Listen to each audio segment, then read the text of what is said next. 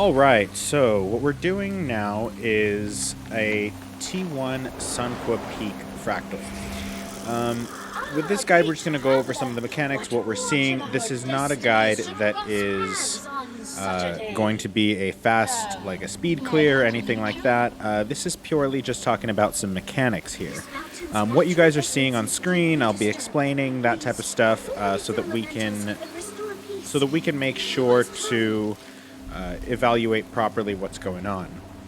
And so that it helps you guys in the future know what to look out for, what to avoid. You'll see people die to mechanics. You'll see people do mechanics correctly. I'll be kind of explaining it all. So what we're doing now is we're grabbing these wisps that pop up. They allow us to jump higher and make it through these platforms. I grabbed 2 wisps. 2 wisps is enough to get through the platforms and up to the next one. You technically can grab 3 for the max to give you the max jump boost.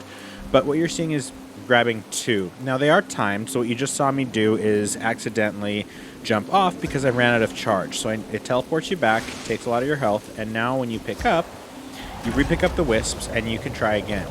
As soon as someone makes it to the last platform, all the platforms will come together and allow the group to pass. So that's all we're doing right now. As you can see, we are making it through, and here I actually do make it through. So as you get to this platform, this is kind of a safe zone because you don't need a wisp to jump to this next one. It's just straight down.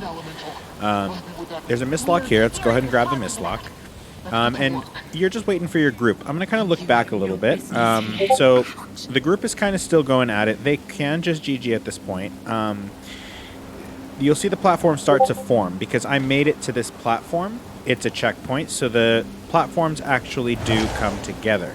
That wind gust will form and will shoot you to this platform, this first mini-boss platform.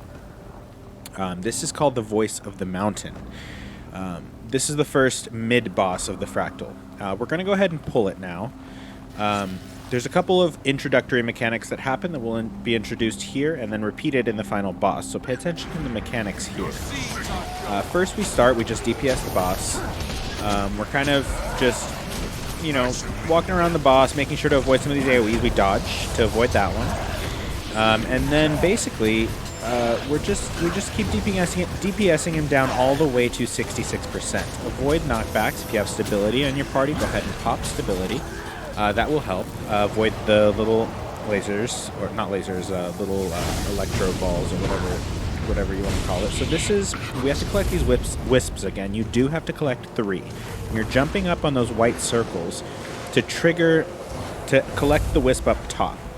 But you do need to collect 3 in order to make it to the top. 2 will not be enough. It won't get you to be able to grab the orb at the top. We're going back to the boss, DPSing. Remember to dodge here. And then basically what we're doing is just rinsing and repeating. DPSing him down to 33% where he will repeat the exact same jumping phase where we have to collect the wisps to go up and collect the orb up top. Here, when you see these red AoEs appear, just run out and keep dodging. You don't need to dodge. You can just run. It will not hit you, but you cannot stay on the boss unless you're healing through, but that's a lot of healing pressure, so you'd rather just run around. Here we're just collecting the wisps again. Grabbing them. Once you have 3, jump up and grab it. And there we go.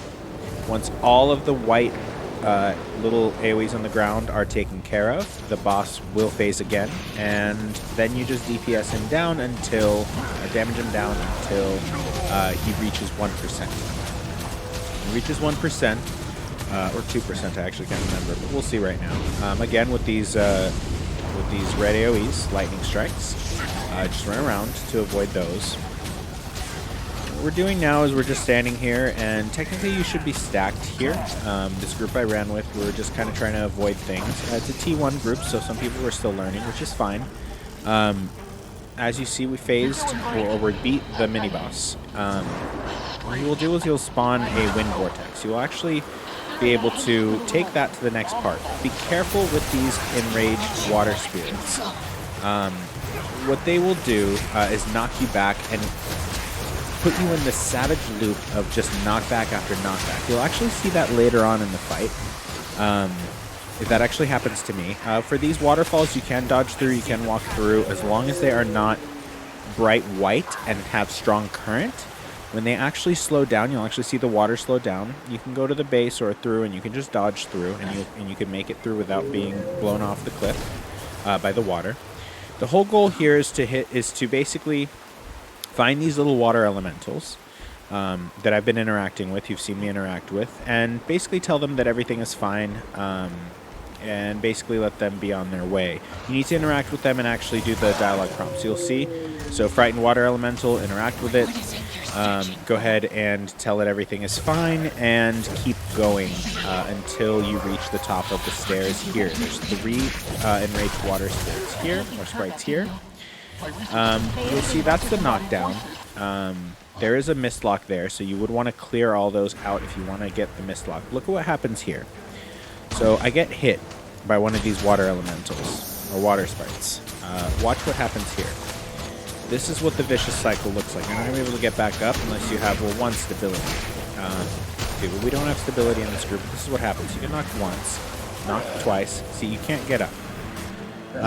So you want to try to avoid, have stab, dodge, do whatever you can. So there's a couple of us down here. The rest of our group is still back there. Normally, you want to all be up there before you engage this fight. In T1, these fallen boulders, there's not much danger here. You stack right in front. Normally your heal brand will get you through this. Any sort of healing that you need, any sort of Aegis that you might need, your heal brand will get you through. But this, we're just stacking here, and we are damaging the fallen boulders down till 0, so that we can break the water elemental out, because the water elemental is trapped in there. So we just need to freeze it. So you'll see me just, this is all full rotation, this is all full, anything can help here in terms of quickness. You want to be getting quickness, you want to be getting alacrity, you want to be getting that type of stuff in proper group comp. We have 2 of our members down and dead right now. So right now we're pretty much only having 2 people, 3 people actually provide DPS on this stack of fallen boulders. So this normally goes a lot quicker. You do have to contend with tethers in this, but you don't see that here because this is T1. Tethers will be appearing in the final boss fight, water tethers. And I'll kind of explain that when we get to the final boss fight. But here, it's at 9%, 8%. We'll just keep going until it's downed, and then we will move on. So, almost dead, and now it is... we freed the water elemental. That water elemental will spawn these kind of like water drafts. They'll take you up to the next part. You just step in it and it will automatically go to work for you. Everyone has... we reached a checkpoint and we got out of combat, so everyone else was able to get up. Here, we need to kill these lava elementals. They create little explosions when they die, so watch out for that. That can cause a bit of damage. You want to either Aegis through that, dodge out of it, or avoid it completely. We need to kill all of these the bigger lava elementals, in order to get past the fallen boulders that block our path. See these red AoEs? You need to avoid those. Unless you have some sort of Aegis or something like that that's going to block it, or you can dodge out of them. Just killing lava elementals. Every time they die, they will spawn that red AoE. Fun fact here, if you have a reflect, you manage to reflect some of the projectiles they're shooting at you. If you reflect it back into them and hit them with it, you will actually be able to turn them to your side. So you'll have little lava elementals following you around, little friendly lava elementals. But I don't believe that happens here. I don't think we had any reflects. And again, we're just killing lava elementals. That's all we're doing here. Don't worry about anything else. Just stack, stack, stack.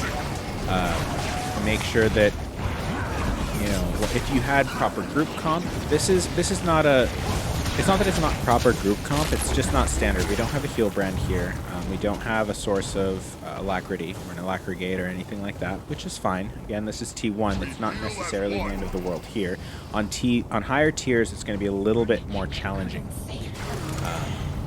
And you will want that constant source of boons, great boon uptime, alacrity, all that type of stuff. So this next fight is the Fury of the Mountain. So this introduces another boss mechanic for the Keeper of the Peak, or the Sorrowful Spellcaster, as it's called in T1. which is the final boss. But this introduces the lava phase. The lava phase, there's a couple mechanics I'll explain when you watch out for here, mainly falling boulders, and what to do with those. And I'll kind of explain it as we go. Right now we just jump down. You want to stay stacked. What I want to point out is look at what happens when your group is not stacked.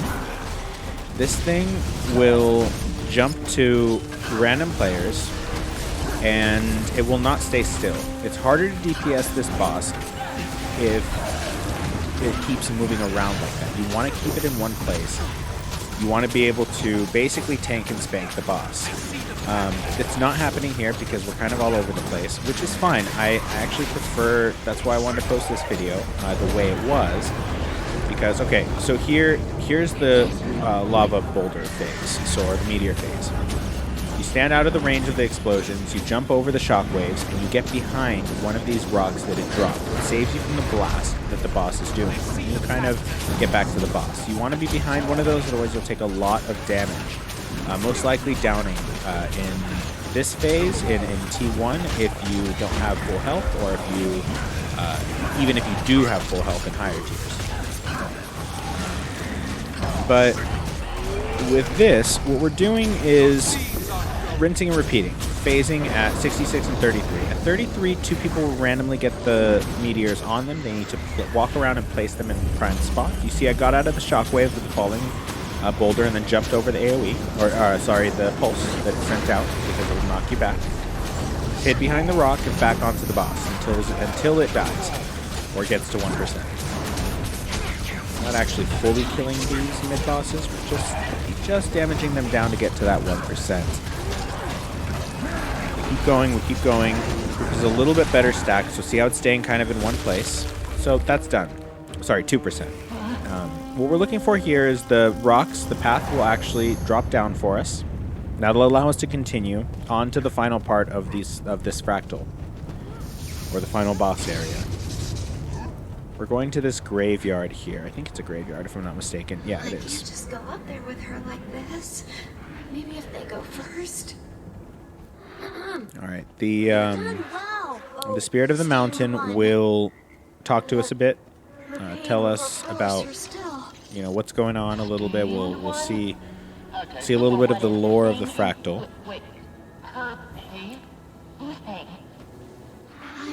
Request that. And we just kind of wait for her to talk. There is an achievement here, but I'm not going to go over achievements in this video. This is purely a guide on mechanics for the fractal and how to get through the parts and what to watch out for. I can do separate videos on achievements as well if you would like, but this is just on the mechanics themselves. So we continue on past these doors, continue running, and stop at the edge of the cliff.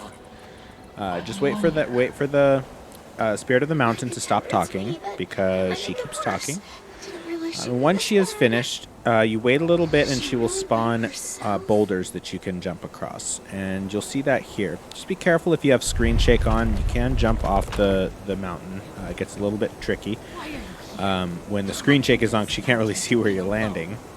You just keep going up these steps, and you get to the arena of the final boss, the Sorrowful Spellcaster. Grab the Mistlock, wait till your party's ready. And this boss utilizes all the mechanics that we've seen so far. Pretty much all of them. And I'll kind of go over them as we see them. So she'll start out with a dash. You want to get out of the way of that. You can go up to her, avoiding the lines that are on the ground, the blast that she does. There are lines on the ground and arrows that kind of show you what she is going to do. What I'm doing now is minimizing my inventory and getting my CC consumable ready, my wooden plank. Because I personally don't have too much CC. As you're going to see, we don't actually CC the boss. This is what happens when you don't CC the boss down fast enough. Get out of this red AoE. That's a spin attack that will down you. You want to get out of that as soon as possible, and she is going to be... Okay, yeah, she's going to be phasing. So this is the jumping around and grabbing the wisps and jumping up and triggering the orb up at the top of the white AoE. We need to get all of them. The most efficient way to do this is to, if you are in a group that that is on comms that can talk to each other. Just specify different directions. You see, that's what happens when you pick up 2, by the way, what I just did. You don't quite make it, and it doesn't trigger the orb. So we just picked up all of them. Watch out for this. This bomb mechanic here. In T1, 2 people will get bombed. You just want to make sure your character model is not in the bomb AoE of another person, of another character. That's it. The bomb AoEs can overlap. That's not the big thing. So you CC here. See, I thought we weren't going to get it there, but we did. When she CC'd, she stays there for a bit and allows you to DPS. That's your main DPS phase in this fight. She'll dash around, continue to avoid these blasts. Normally you could just stack here, your heal brand will get you through all of it. We do not have a heal brand here. We do have a Scourge that is providing barrier though. That also helps in this fight. We just phased her to 66%. Now in 66%, this is the lava phase. So this is meteors. This is exactly what we saw in the Fury of the Mountain. Jump. There's going to be 2 additional meteors. Get out of the shockwave blast, or get out of the radius of the fall. And there's going to be 4 that appear. The ones that stay, 4 of them are going to crumble and not be able to be hidden behind. See how they just crumbled? The ones that land last are the ones that will stay. Now what I'm doing right now is I'm going in there, DPSing her down a little bit, getting about a rotation in, then going to hide behind one of the boulders before it explodes. And then you're right back onto the boss. Just going to start sending out fire orbs now instead of lightning orbs. Make sure you dodge those in the same way. They're kind of a diagonal shape this time, but not much different. This Fractal is kind of a rinse and repeat. Bomb phase again, so watch out for the 2 people in T1 that have bombs. It's going to be everyone in T4. But for now, just watch out. Avoid these AoEs on the ground. Get up to her and CC her as fast as you can. So you CC her that time. Full DPS rotation here. This is a Condi fight, so you're going to want to be on a Condi class here. Because she moves around so much, you want to be able to do as much damage to her as possible. You see, she zooms out after the bomb phase and zooms right back into the center after her bomb phase. So now she's in meteors again. Now she will only do 1 stage of meteors, and then start to explode them on the second meteor. What happened there is we phased her before the meteors exploded. That's why the boulders crumbled. We're on water phase now. These are the tethers. So what you don't want to do is what the group is doing right now, which is just wandering around. You want to stay stacked.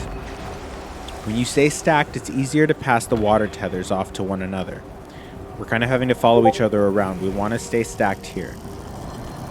The reason why we stay stacked is because that water tether adds stacks of what a debuff called Tidal Bargain to you. When you get 10 stacks of that, you instantly down. So the way to not down is to take the Tidal Bargain, take the tether from your teammate by either standing in front of it or having them stand behind you so that they can pass it to you. And you just pass it along to one another until the phase is over. So this is just the projectiles are a bit different. They're water spouts now. Again, with this, you want to avoid the red AoEs and avoid standing in anybody's bomb. And we just rinse and repeat. CC here. I don't know if we actually managed to CC. I think we may actually manage it here.